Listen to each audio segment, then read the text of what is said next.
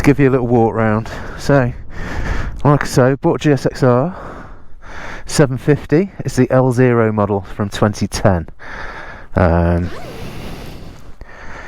Yeah, so got this just over a week ago, and this is really its maiden voyage if you don't count the coming down here on the when we rode it back from a dealer. So like I say, it's been in pieces. We've done all sorts of bits and bobs to it. We've flushed out the coolant, put some fresh antifreeze in it, pre-mixed stuff, so that's all sorted. Dropped the oil, fresh racing oil in it actually. We used an OEM Suzuki filter, and we used what else did we use? Yeah, we replaced our aftermarket sump plug with an OEM version with an OEM crush washer, so that's all back to standard, which is how I like it. Let's go from the front to the back. So what we've got domino grips on it, which I fancied them. We got them on the MRTs when we bought them, and I've become a bit of a fanboy since I've got them on all my bikes now. I really like them. We got the R&G axle sliders with protect your forks apparently if you splat yourself. We've got EvoTech brake lever protector with the corresponding bar weight on the other side. What else?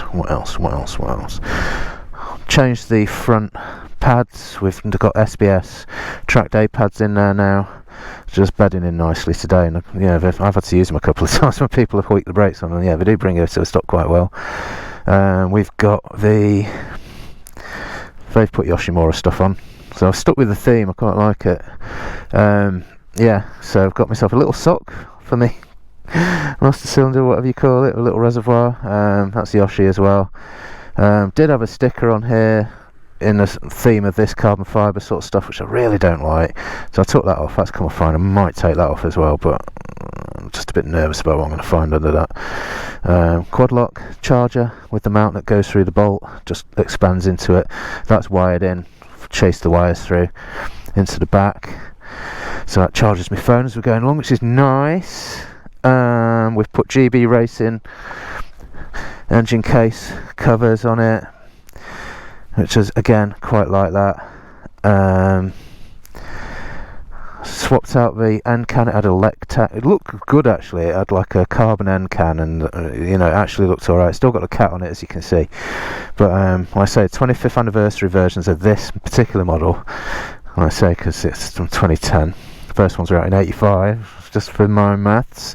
They had a very similar can to this. It's a Yoshi can, GP Evo 3 that is. As you see, it's got Suzuki written on it, so it's kind of like an OEM part. As you know, Suzuki and Yoshimura with the GSX-R's, very close collaboration on that right from the start, so it's definitely in keeping. More R&G bits, that came with it, that didn't. Yeah, the rear disc was pretty destroyed and the pads were quite contaminated, so I just pinged a new disc on it. That's an EBC disc, and again SBS sintered pads on there.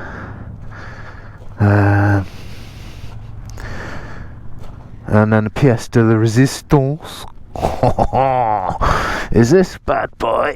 So if that's alright, it's falling off.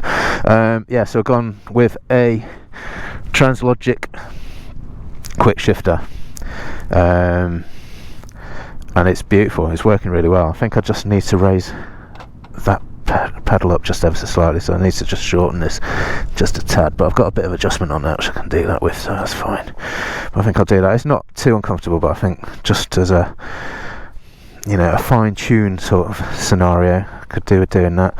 What else we got? We've got things you wouldn't see. So underneath the tank you got the airbox which sits there. Underneath the airbox you've got your spark plugs. So spark plugs are new.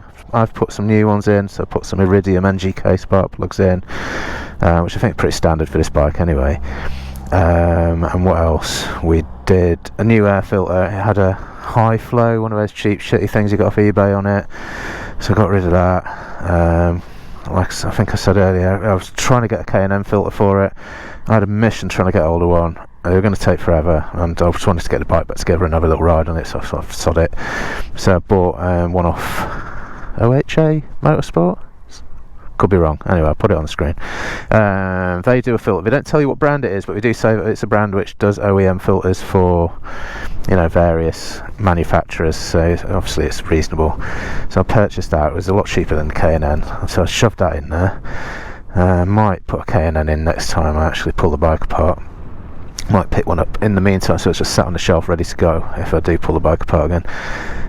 More RNG goodies, GB Racing goodies on the as crash protectors there as well. Beyond that, I think it's pretty standard, which is how I like it. I want it to look like a standard bike. I bought a pillion seat so I could take the kids on it from China. A pretty good piece actually. Didn't pay a lot for it. eBay job. Resisting the urge to go with loads of carbon fibre, but I think a carbon front, my god, could look quite good. Carbon hugger might look quite good.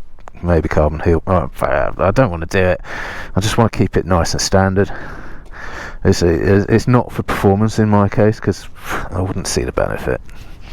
Yeah, there's more speed to be had from me, and me perhaps losing a few pounds than there is sticking a load of carbon stuff on this. But no, it's where I want it now. It's maybe the tyres. It's got what we got. We've got Michelin Road 5s on it, which are the same as the ones on the M207, and yeah, fine for what I'm using it for at the moment. Like I say, big chicken strips, I inherited those. Can't imagine I'm going to get them down too much beyond that. Not too arsed, if I'm honest, but yeah, all good fun. So that is the new GSX-R. What do you think, guys?